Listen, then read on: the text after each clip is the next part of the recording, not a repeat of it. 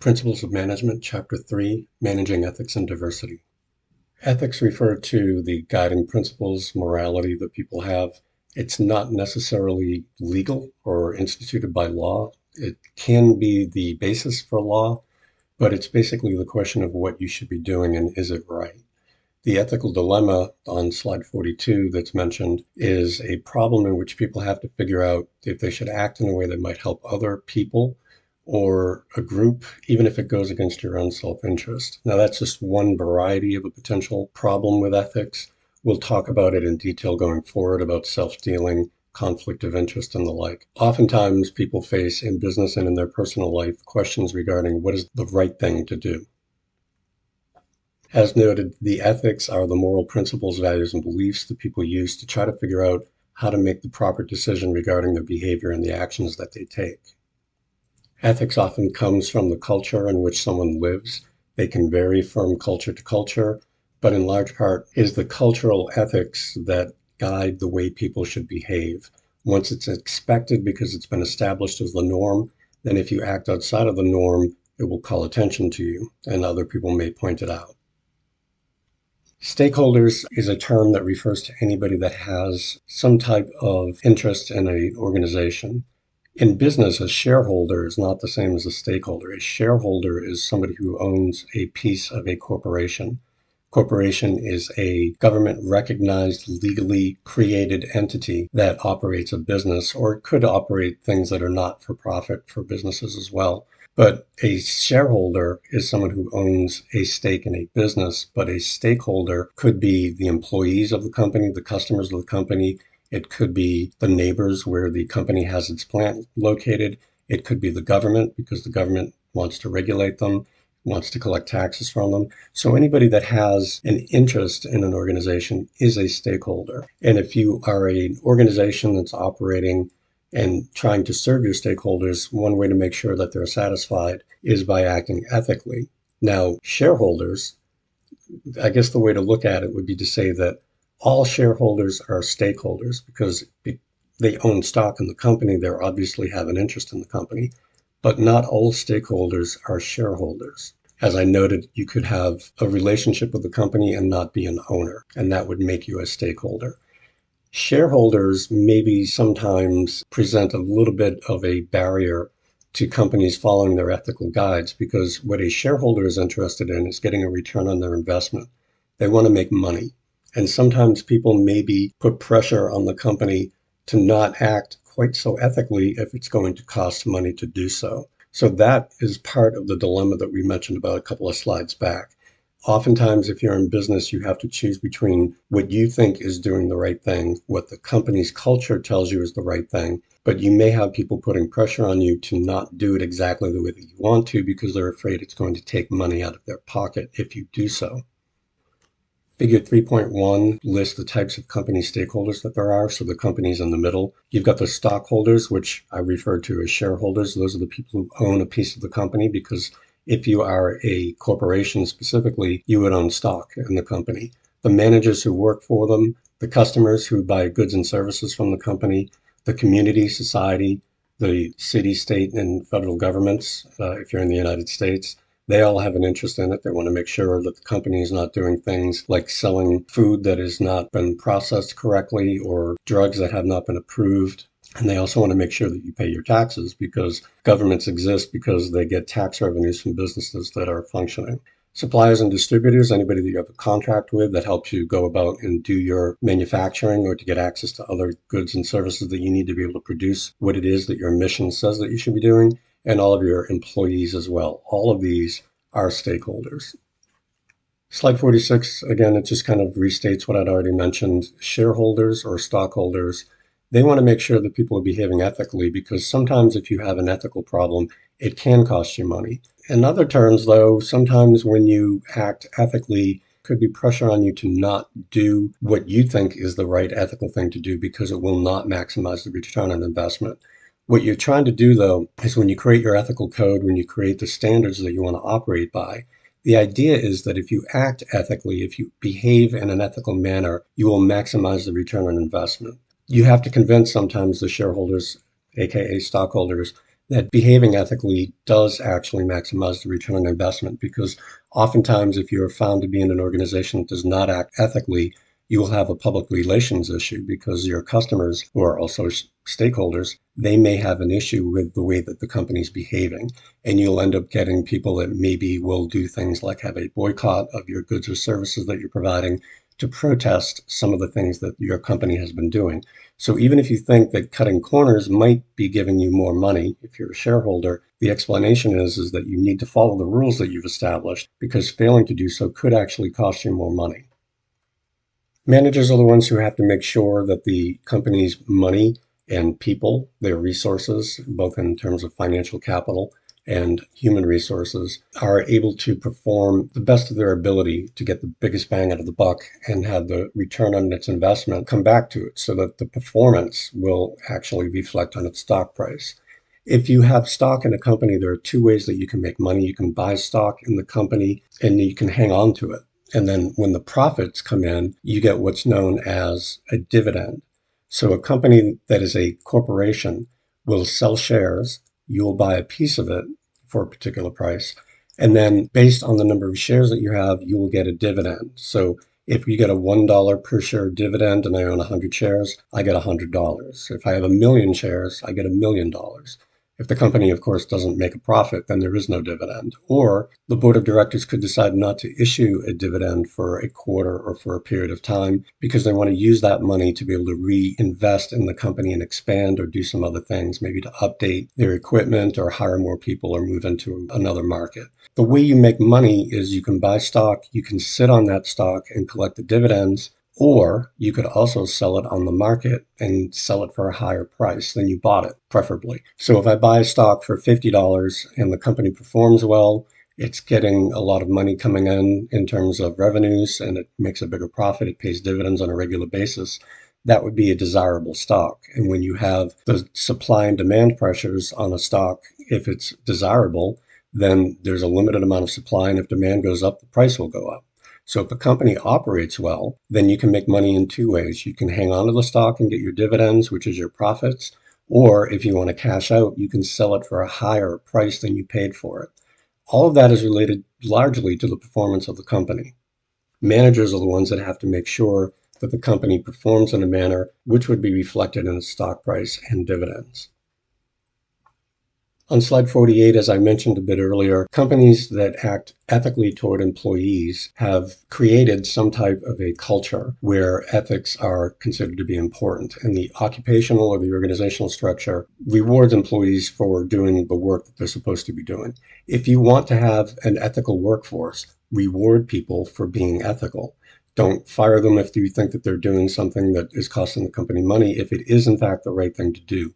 The company should be very clear about what they expect their employees to be doing. If they behave in an appropriate manner, then that should be championed. You should be rewarding them for it rather than calling them out and making them a pariah. If they are doing what you want them to do, you need to have a system reflecting in this culture that rewards people so they get immediate feedback, and it establishes that, hey, this is the type of company that we want to be. This is the way that you should be operating. Companies that have a poor culture in terms of enforcing ethics tend to have employees that cut corners. It's kind of every man for himself. They may be doing what they need to do to get the biggest sales commission rather than what's best for the company as a whole. You have to really be careful as a manager to make sure that your organizational culture is rewarding the right type of behavior. Suppliers and distributors, as we mentioned, are also stakeholders. Suppliers are the ones who are giving you the raw materials that you add value to and then manufacture into something else. Or it could be that the tools that you need to be able to provide the service, they would supply you with that. They want to be paid fairly and promptly. You want to have a good business relationship with them. Distributors are essentially the middleman, as they used to call them. So the distributor would be, if you had a manufacturer, they would make take the raw materials from the suppliers, they would create the goods. Most manufacturers are in the business of manufacturing. They don't do the selling part. So they hand it over to a distributor who then sends it out to most retail market chains. And if I manufacture computers, I sell that to a distributor. The distributor, also known as a wholesaler, would then send that out to a retailer, a little bit Best Buy or Target or someplace. And every step along the way, of course, the manufacturer adds a markup to the products that they built so they can make a profit. The distributors will then take what they've got from the manufacturers, and then they will add their cut to it before it goes to the retailers, and then the retailer will then add a retail markup. So that's how these companies all make money.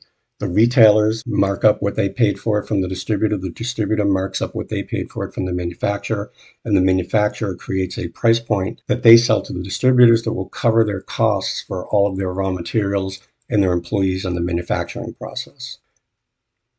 Customers are probably the most critical stakeholder. If you alienate your customers, they're not going to be buying your products any further. The best customer to have is a repeat customer. When you do marketing, you are trying to acquire customers. You are spending money to go out and get people to try your product. If they try the product and it didn't perform well, or they had problems with customer service, or they don't think that they were treated correctly, then they will not go back and buy that product again. And then you have to spend more money to acquire more customers through marketing and advertising. You also could end up with a very bad reputation, especially in the modern age with the computers and the internet, Yelp, and all these reviews online. You have a lot of influencers that could have a negative connotation or a negative review of your company, and that could be a problem for you to be able to retain your customers. So customer retention is just as big as, retaining your best employees.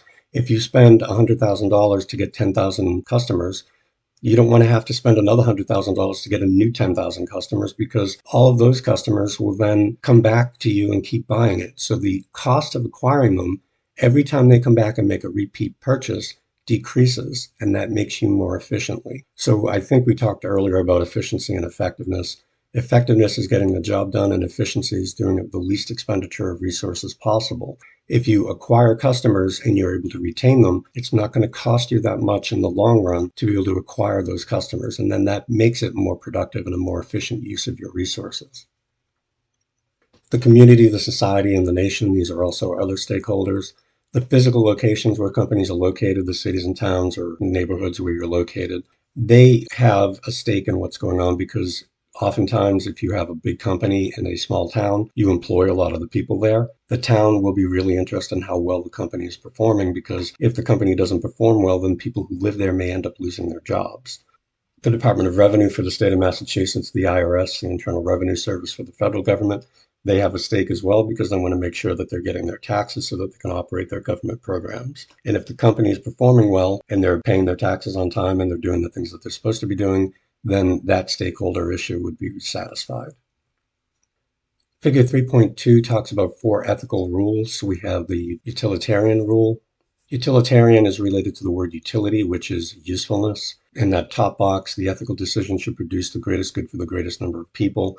It should be something that can provide utility to a bunch of people. So if you are able to make a decision that does the best for the most, then that's the best ability to get utility out of it. The justice rule basically states that the ethical decision should distribute benefits and harm among people in a fair and equitable and impartial manner. It's referred to as justice because you want equal justice under the law. You want an organization to operate in a similar way. If you've got employees that do something wrong, they should be treated the same way. If you have 3 employees that did the same thing wrong, the first one gets a warning, the second one gets fired, and the third one just you ignore them, your employees are going to notice that. And that's going to be seen as an unequitable or an inequitable way to manage your employees. They're going to think it's unjust. So part of ethics is following what you see as the rule of law or justice for everyone. The moral rights rule refers to an ethical decision that maintains and protects fundamental rights and privileges of people. Again, that's very similar to the justice rule. The difference is the moral rights rule is the establishment of what it is that you're trying to comply with. The justice rule is that that decision is meted out to everybody in an equitable manner. And then the practical rule at the bottom is when you make an ethical decision, the manager should have no hesitation about communicating to people outside the company what that rule is and why they're making that decision. That goes back another slide or two to what we were talking about previously. If the organizational culture is strong, then a manager would have no problem standing up and potentially could be rewarded for doing so, because that is what the company has decided is important. So we're looking at a practical decision model on slide 53. Does the decision that you're making fall within the acceptable standards that apply to the business? Are you willing to see the decision communicated to all people and groups affected by it? And would the people with whom that manager has a significant personal relationship approve of the decision? Slide 54 talks a bit about the self-interest and how that can sometimes impact ethics. If you are making a decision to come clean with a client, and that means that they're not going to buy as much product from you because of an issue that had popped up, and you're being honest and you're telling them what's going on, that may mean that you make less of a commission. You sell less stuff, you make less money. That's the right thing to do, but there could be a conflict here because your self-interest means that you want to make money, just like the company wants to make money. The ethical rules mean that you should be doing it the right way, however. And again, it's up to the culture. You should be rewarding people when they do things the right way. So it's up to the managers to make the call, and it's up to senior managers to support them, because if people begin cutting corners on the ethical rules and doing what they can to make as much money without regard to the consequences, then that could be bad for the company in the long term. Slide 55 is showing the effects of ethical and unethical behavior. On the left-hand side, you've got ethical behavior. Managed appropriately, ethical behavior will increase efficiency and effectiveness and the production of trade. It can increase company performance, and it should increase the national standard of living, well-being, and prosperity, because it can have a cascading effect on other companies and other organizations throughout the stakeholder contacts that you have. Unethical behavior can reduce efficiency and effectiveness. From a self-interested perspective, you may have employees that are making more money and they're happy about it, but it could be at the expense of the company's long-term success, broadly speaking, rather than the individual. So it could reduce efficiency and effectiveness, even if some people see rewards that may be considered to be ill-gotten. It can reduce company performance, especially if the reputation gets out there and the customers are not buying as much of your product or service. And it can also reduce the national standard of living, because when unethical behavior spreads from one company to others, it can kind of infiltrate and contaminate different entities. So why should managers behave ethically? Building trust is important. It's important for managers to have their employees trust them. It's important for the employees to trust the managers to trust the employees, and for senior managers to have the expectation that the employees that are working for the company can be trusted to do everything necessary to pursue the company's mission. And it does say in the bullet here, you should have faith or confidence in another person's goodwill, even if it puts them at risk. You have to lay yourself on the line a little bit to trust someone, because that trust can be violated. The best way to establish trust is to do what you're supposed to do on a regular basis, and then that can be kind of contagious, and other people do it as well. Trust should be the norm, not the exception. When you have the kind of a company culture where people do not have a high level of trust, then people start acting more self-interestedly. They start making decisions for the short term rather than the long term, and that can have negative consequences for the overall revenue projections for the company going forward. Reputation, I mentioned before. Largely, that's important because of customers. You don't want customers to be turned off by some of the things that the company has been doing. If you are a manufacturer and you are getting criticized for using sweatshops in third world countries and employing children, that can have an impact if people don't want to buy your product. So you need to make sure, does that type of a question fall within our ethical rules that we need to consider? Slide 57, I'm not really going to go through too much, but it's self-explanatory, so please read through figure 3.4 for societal ethics, professional ethics, and individual ethics, and how they're connected to each other. Managers can ensure that ethical values and norms are the central component of what the company does by continually making decisions that comply with those ethical norms that the company has established as part of its culture. You want to make sure that your employees are behaving in an ethical fashion that's in compliance with your code. You also want to make sure, as I mentioned before, that they are rewarded for doing exactly that. There is this ability to maybe cut corners and get that personal reward. There should be another way that you can get a reward. Now, whether that's a monetary reward for hitting up your best employees and giving them a bonus for behaving ethically, that doesn't happen probably as much as it should, but it is an option. So oftentimes ethics comes from the top down. So the senior managers, the strategic managers, they should make sure that they hire managers who can be role models, because a lot of times it's almost like a form of peer pressure. If you behave in a way that is considered to be appropriate, then you set the model. When other people don't act in that manner, it gets noticed. And when everybody's acting the same way, it should be that the ethical norm is the way that everything should be functioning, not that you should be behaving outside of that norm. In companies with low ethical and moral values, it doesn't really even get noticed. As long as the money comes in, they'll do it by any means necessary. But that may be reasonably good for the short-term profitability of a company, but you end up burning a lot of bridges, because when people realize that your products don't really work, your employees don't really like working there and they start quitting, it starts to consume itself a little bit. And if you want to have a solid long-term model for success, you need to really base it on these ethical rules. Companies can have an ethics ombudsman, that is somebody usually within HR or some other entity that is similar to that within the organization, who looks at the practices and procedures that they have to make sure that they are ethical and to make sure that the managers and employees are complying with them. Diversity is a big piece of the workforce today. We live in one of the more diverse nations in the world. Differences among people because of age, gender, race, ethnicity, religion, sexual orientation, their background, their education experience. The more diversity that you have coming in, the better you will be able to make decisions because you will have access to other information. If you had everybody of the same age, gender, race, if everybody was all the same, you're not going to have a whole lot of new ideas coming in when the company needs to decide how to do something to create a new product or to create a solution to a problem that exists. When you go to an ice cream store and all they sell is vanilla, vanilla is probably good for a lot of people, but a lot of stores realize that if you want to make some money, you need to sell 10, 15, 30, 50 different flavors because you will be able to get a whole lot more variety.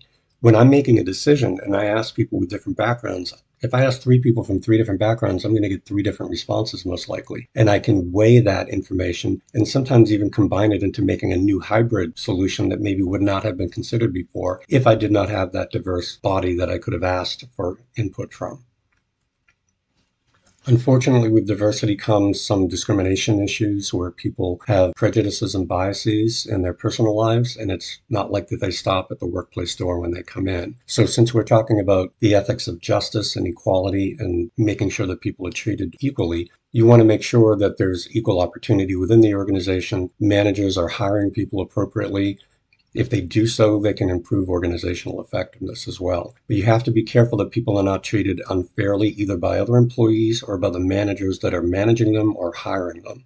If you end up having issues that come up, you could end up with a lawsuit because if you have people that believe that they are being treated unfairly and they can prove it, then they can actually bring a court case and that's going to cost you a lot of money. You're either going to have your internal lawyers or you're going to have to get a retainer for a law firm to be able to defend you. If unfair treatment could be considered to create a hostile work environment where some employees are bullying other employees on the basis of their status, their national origin, their gender, their religion, etc., that could be considered a hostile work environment, and you could be found liable and have to write a very big check. Not only that, but if you have people that are working in an environment like that, they're not going to be as productive as they could be because instead of focusing on their job, they're focusing on these outside extraneous issues that really have no place in the workplace. One of the issues regarding diversity is the glass ceiling. If you think about a building with a glass ceiling, you can look up and you can see where you want to go. You want to raise up to the executive level, the managers, etc. You can see it, but you can't get there. And that means that there's this invisible barrier stopping you from doing it. There's a lot of people, for example, women do not represent the population. Women are slightly over 50% of the population, but they are a tiny minority of people who are CEOs in the corporate world. There's also a lot of minorities that do not have full representation based on the population that they have. Part of that is due to long-going stereotypes and bias that are in the workplace. And it's important that if you want to get the best people to work for you, you cannot simply limit yourself to the people that have always been there. So having the ability to break through the glass ceiling, have programs available so that people can get promoted on the basis of their merit and the work that they're doing as opposed to what connections they may have had is going to be better for the company and ultimately for society at large.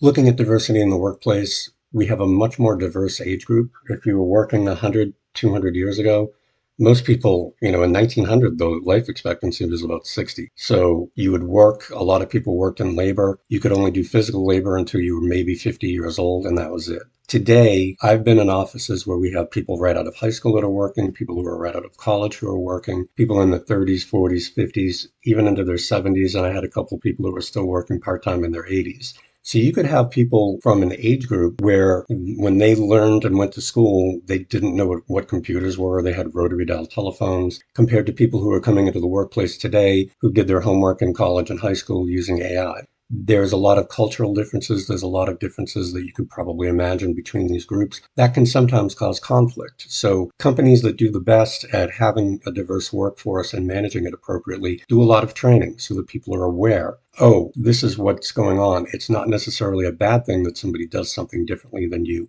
It's just different. And when you have all of these age groups that are in there, you are going to have people that have a lot of different personal experiences depending on when they grew up. Gender, you have male, female, transgender, gender identity issues like that as well. Race, ethnicity, religion can come into it as well, sexual orientation.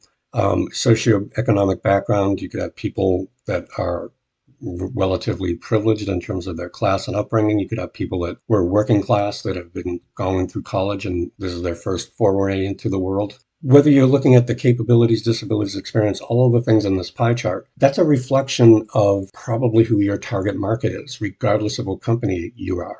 You could have a very, very specific company that's selling to one particular age group of one particular gender, of one particular ethnicity. But many companies want to be able to sell goods and services to people of many ages, genders, sexual orientation, education, experience, ethnicity. The way to do that and be able to produce products and services that people are interested in is having employees that reflect all of that so that you can understand the market that you're trying to reach out to. So in that sense, having a diverse workforce will put you in an advantageous position when creating new products and trying to market them to a very diverse customer base. Touching back on age again, in the US population, the median age is 37. It's actually crept up a little bit more. By 2060, fully one quarter of the population will be over 65. Now, as I said, about 100 years ago, the life expectancy was 60, 61. So a quarter of the population will be what is normally considered historically to be retirement age. Federal age discrimination laws, there's the 1964 Title VII of the Civil Rights Act and the Age Discrimination Employment Act in 1967. When I was working as an attorney, we had some issues with employees, and sometimes we just had a mutual agreement that they would take a buyout. We'd give them some time off, paid time off, and then they would separate from the company. It wouldn't necessarily be a termination, but we came to the conclusion that it would be best if we both moved on. When we wrote that separation agreement, we had to give them at least a couple of weeks to look at it if they're over the age of 40, because the statutes that are in place now recognize that a lot of age discrimination actually starts right around the age of 40, which when you consider the fact that people are working into their 60s and 70s may be kind of remarkable.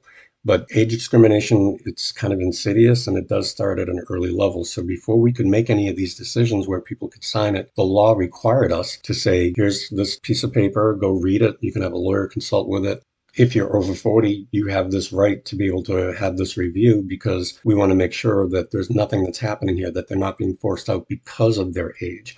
You can have someone separate from a company because they're not performing well, but it has to not be on the basis of their age alone.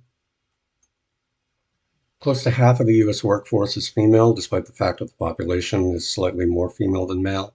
Women's weekly median earnings are about $801 compared to $979 for men. So there's about a 15 to 20% delta between what women are making compared to men. There's a lot of controversy about why that may be. The basic argument is that women are not paid as much as men for doing the same type of jobs. Other people have pointed out that sometimes women are not working in jobs that pay that much. So if their average is a little bit lower, it's because they've selected jobs that pay less.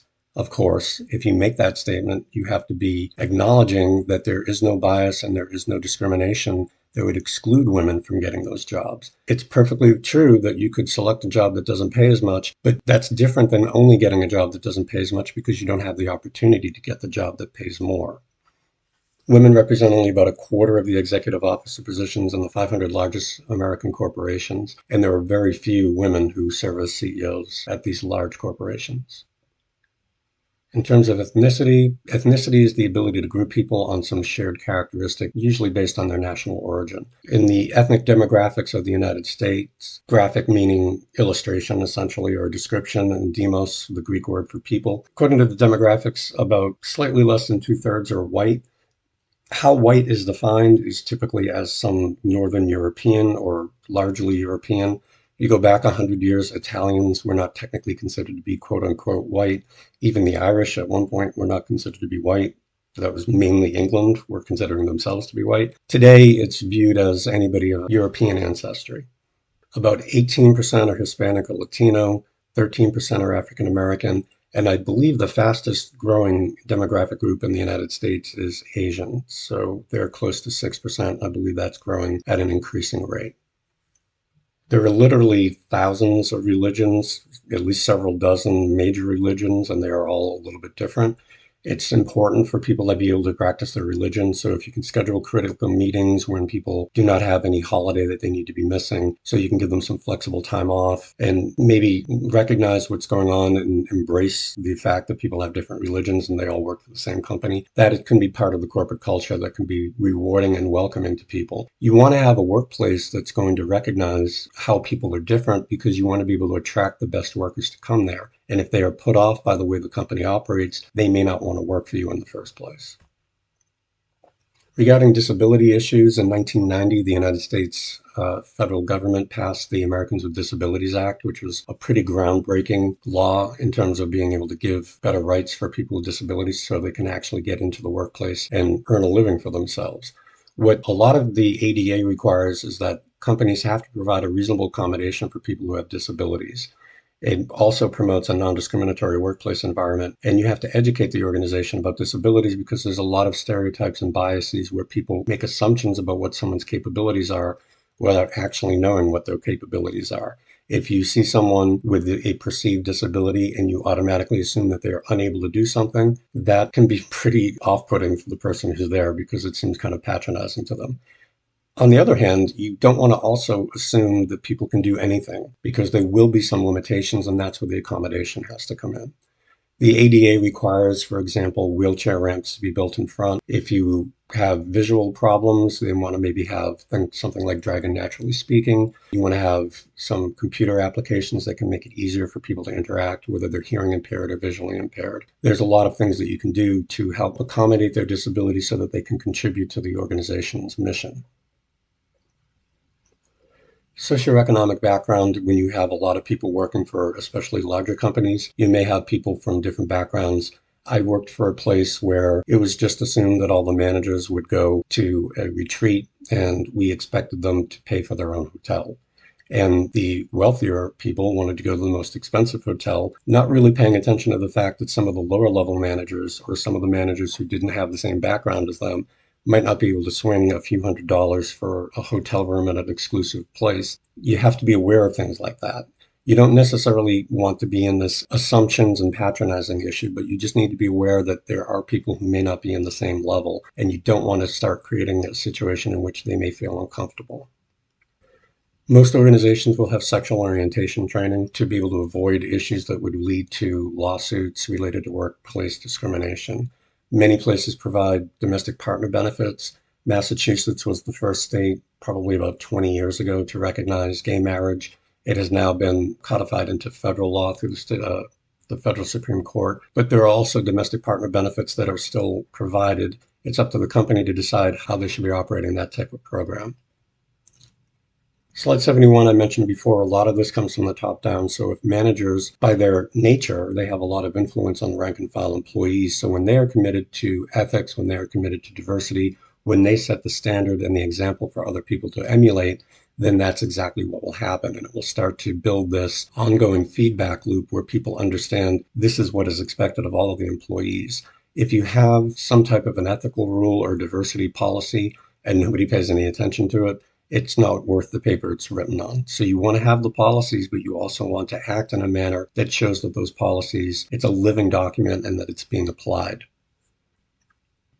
Slide 72, we mentioned it a little bit earlier. We're talking about diversity making good business sense. If you can be a diverse organization, you can have a competitive advantage because of it. If you have a competitor out there that doesn't have as many people from different backgrounds, they may not be able to reach out to the types of customer bases that you may be able to because you do have that level of diversity within your company. Recruiting diverse employees can be followed up with effective management diversity. To retain those employees, a lot of that is based on training. Most of the problems that people have with diversity is simply because they don't understand what the differences are. When you go to a different place in the world, you go to Europe, you go to South America, the way they do things is different. It's not right, it's not wrong, it's not better. It's just a different way of doing it. And sometimes when you experience something that you're not used to, you see it as wrong or some type of a threat. Training allows people to understand and be exposed to these differences. There's something called the contact hypothesis, which means if you are in contact with people who are different than you, there typically tends to be less conflict. The more you understand how people behave and orient themselves around you, the more you are willing to accept the way that they are and figure out how to work with them. The less contact that people have, they become more isolated, more insular, and when they see things that they don't understand, they make the presumption that if it's different than the way I ordinarily do it, then it must not be correct. And that's what you can avoid by doing this type of training where people understand what's going on and they can respond accordingly. Sexual harassment is part of this chapter as well. In sexual harassment, there's different types. One is called quid pro quo, which is Latin, which essentially means this or that. You would ask or force an employee to perform some type of sexual favor. You could put pressure on them in order to receive an explicit reward or avoid negative consequences. So it's not just flirting with someone, it's making it more explicit. This is almost always an inappropriate and obvious problem. Again, anytime you have this type of issues, training is a good way to get around it. I've been with some organizations that just make their employees sign something that says, I hereby promise not to sexually harass anybody. Fine. From a legal perspective, I suppose that gives you a little bit of liability insurance. But the best way to avoid a problem from sexual harassment is to not have people sexually harass others. And sometimes they don't even understand that what they're doing may be inappropriate. So if you do training, you can set the table and let people understand what it is and what is appropriate and what action should be taken if someone is conducting themselves in a manner that would be offensive to others that could qualify as sexual harassment. I mentioned this before, but if you have a hostile work environment, and it could be because of sexual harassment or any other type of bullying or inappropriate behavior at work, whether it's sexual harassment or these others, if you have what can be called a hostile work environment where people do not feel comfortable at work, that is one of the key bases so that you could have a lawsuit against the employer.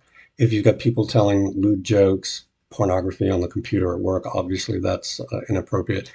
It's amazing to me that people automatically think, oh, yes, of course that's inappropriate. Until you start working someplace and you have to fire somebody for watching porn at work. It does happen. You can't believe that it happens, but it does happen. And you need to tell people that they can't do that, even if it seems relatively obvious. If you find out as a manager that these things are happening, you need to take action on it immediately. The longer you let something fester, it gets worse and it becomes harder to fix down the road. So set the table by saying what is and what is not appropriate. Set the standards by behaving in an appropriate fashion. And when there is a problem, address it immediately according to the policies that have been established by the company. You want to develop and communicate a sexual harassment policy that's been signed off by top management and have a complaint procedure, typically it's within HR, to investigate charges of sexual harassment and take action. Sometimes it could be simply explaining something to someone. Sometimes it could require them to go to training. Sometimes it could be a suspension. Sometimes it could be termination. It really depends on the nature of the violation. Corrective action is important, and we usually look at what they call the hot stove rule. If you do something wrong, if you touch a hot stove, you get burned and you pull your hand off right away. If you do something wrong in the workplace, the manager should be the hot stove there. They should tell you what's going on so that you get immediate feedback and know that that is not acceptable. You can use progressive discipline as well. So you could start off with a comment. And again, progressive discipline depends on the nature of the problem. If it's a relatively minor problem, sometimes it's just sitting down and talking to somebody informally. If it continues, then you can have a formal discussion. Then you can do a formal written warning. Then you can do a suspension. Then you can do maybe some higher level of suspension. And ultimately, if it continues, you may have to terminate the employee and have them separate from work. Progressive discipline doesn't always have to be followed, because if you do something really bad, you could skip right to termination. I worked at a place where there was a fist fight. Somebody punched their wife, who was working at the same company. He was fired immediately, because you're not going to have an informal conversation and say, don't do that again. That's completely inappropriate. So progressive discipline has a place, but it really does depend on the nature of the violation that's an issue. And that's it for Chapter 3.